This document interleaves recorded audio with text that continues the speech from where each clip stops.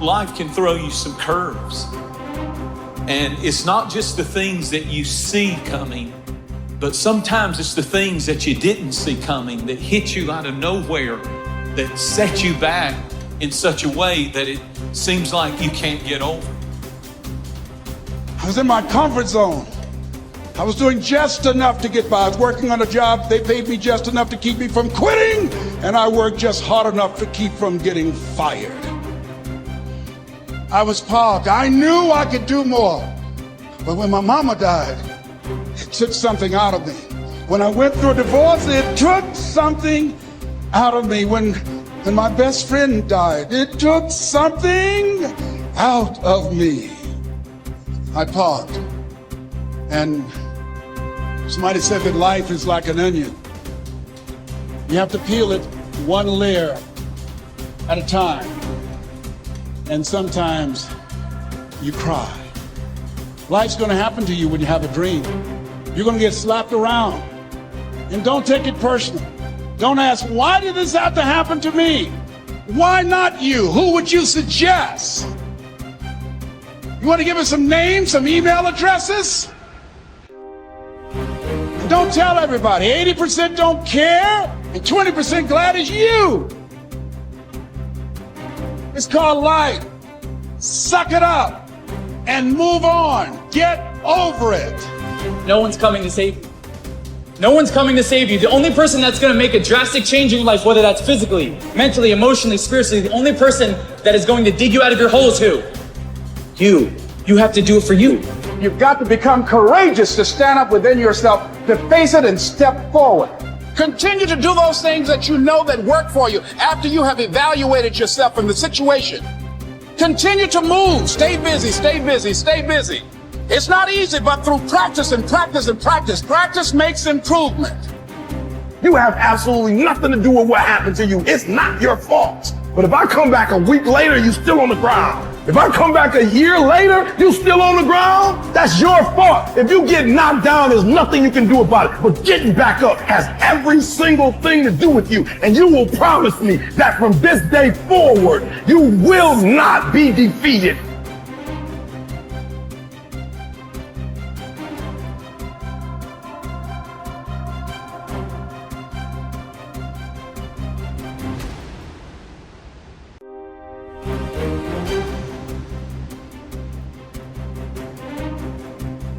All of the people that I know who have become successful in any way use a structured means to organize their time. They have lists of things to do, like they have every day, there's a list of things to do that day. Every week, there's a list of things to do that week. Every month, there's a list of things to do that month. You know, at every level of temporal resolution, there's a sequence of plans, and those plans are implemented on a day-to-day basis. You cannot be, and successful isn't the right way of thinking about it, because I'm not thinking about, I'm not really thinking about rising up the corporate ladder. You know what I mean? And that's sort of what success has come to mean in our culture. That isn't what I mean. You can't have a life that you're going to find acceptable without that, because you need the vision and the plans to give you purpose and direction. That's where all your positive emotion comes from. All your motivation is laying out plans that are worth attaining and then observing yourself moving towards them. That's the source of most positive meaning. And then also, without that structure, you're so lost that you're going to be anxious and overwhelmed. It's really like being in a foreign country, like isolated and alone with no map. I don't know where the hell I am. I don't know what the hell I'm doing. The rains are going to come, the storms are going to come, and maybe it's winter, and I don't know where I am or where I'm going. If you want to build a winning attitude, you need to take time, and this is probably going to surprise you based on what you've heard me say so far, but you need to take time to be quiet. You need to do it at least 4 or 5 times a week. A lot of people say, well, that guy keeps talking about time for this and time for that. I don't have time for all of these things. Let me tell you how you can create an extra 3 hours every day of your life, guaranteed. over 70% of all of the time spent watching television, you're watching things you have no interest in watching. Let me encourage you to do this. Take a slow, lazy, drifting, absolutely meaningless walk. Just almost go to sleep on the walk. Not an exercise walk, you need to do those too, but a very quiet walk. Pick out a place in your home where you can be absolutely quiet on occasion. If you have to get up 30 minutes earlier, that's wonderful. I don't know why, but I seem to wake up earlier in the winter months than I do in the summer months. And when I get up, it's pitch dark. I have a nice little office. I go in there and I turn on the gas log and I sit there. And every time I do that, without exception, I have the most exciting day of my life. I simply run through my mind the things I'm going to be doing. As you plan the day, as you think of all of the things we've got to be excited about, it really does renew your energy and it gets you excited about the day. Now let me tell you something. This is going to be one of the toughest things you'll ever do. When you sit down saying, well, I'm going to sit perfectly quiet for 20 or even 30 minutes, you will think of 2,868 reasons or things that you've got to do. You try to decide, do I raise the window or lower it? Do I turn the heat up or down? Do I cut the air conditioner off or do I turn it more full blast? Do I really need to go to the bathroom? Am I going to get me a cup of coffee? What is that noise against the outside? Maybe I better check up on that. Resist the temptation. Spend a few minutes in quiet, reflective thought.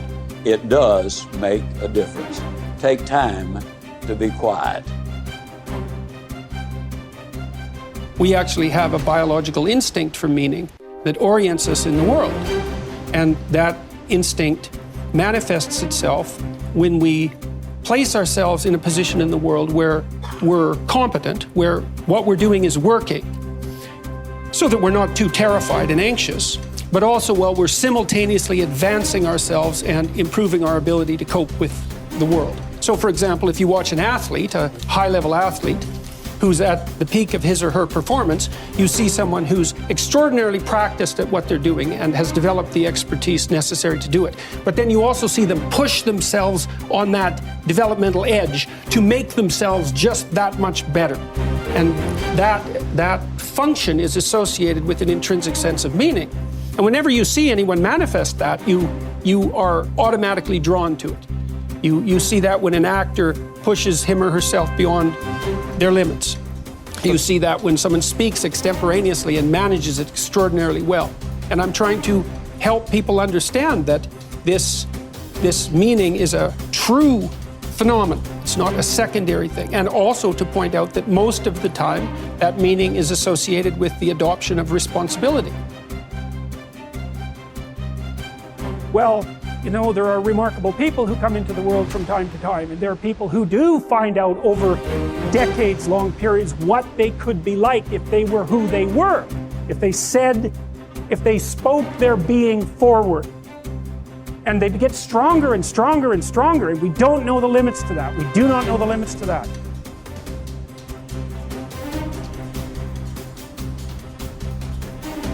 I think one of my greatest inspirations or things that I would feed off of basically was just obviously people not believing in the cloud of doubt that kind of I felt hung over my head and wanted to just prove everybody wrong. You know what I mean? I wanted to make it, and I was gonna make it regardless of what anybody said.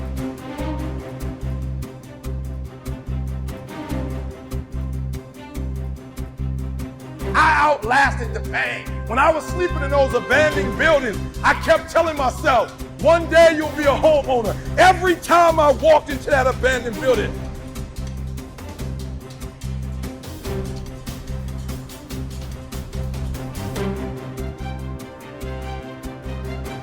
my greatest moments are probably the moments where I hit rock bottom, where everything was against the wall, where I failed, and I had to find intestinal fortitude with no one around and pick my ass up and reface what knocked me down, this time beating it.